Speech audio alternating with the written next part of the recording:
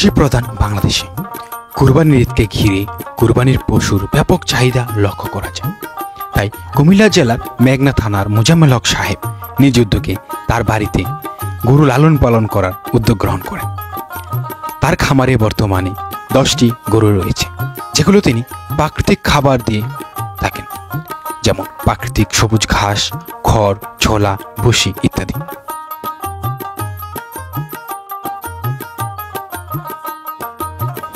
সুপ্রিয় দর্শক শ্রোতা, মেঘনা নিউজের পক্ষ থেকে আপনাদের সকলকে জানাচ্ছি আন্তরিক শুভেচ্ছা। আজকে আমরা এসেছি রামপুর বাজার মোজাম্মেল হক সাহেবের খামার। আমরা প্রাকৃতিক খাবার দেই, ঘাস, খড়, গমের ভুসি, সোলার ভুসি। 10টা গরু আছে, 9টা বিক্রি করবো। আর একটা থাকবো 9টা গরু, এক একটা 10 মন 12 মন এমন হইতে পারে মাংসের ওজন। মাংসের ওজন হইব 6 মন। এটা 2 লক্ষ টাকা হইলে আমরা এগুলো বিক্রি। তার খামারের অন্যতম একটি গরু হচ্ছে এটি, যার ওজন ধারণা করা হচ্ছে প্রায় 12 মন বা 500 কেজির মতো। এই গরুটা 12 মন ওজন হইব।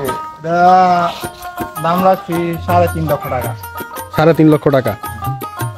এই গরুটি দেখতে অত্যন্ত সুন্দর এবং খুবই চঞ্চল স্বভাবের, যার বাজার মূল্য তিনি আশা করছেন 3.5 লক্ষ থেকে 4 লক্ষ টাকা।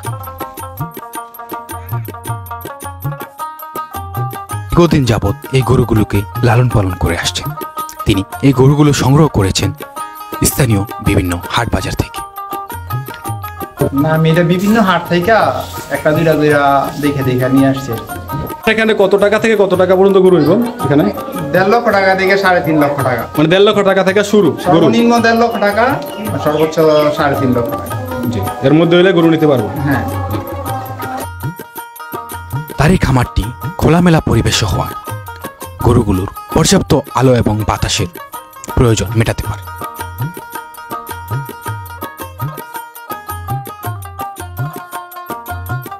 ঈদের বাকি আর মাত্র কয়েকদিন।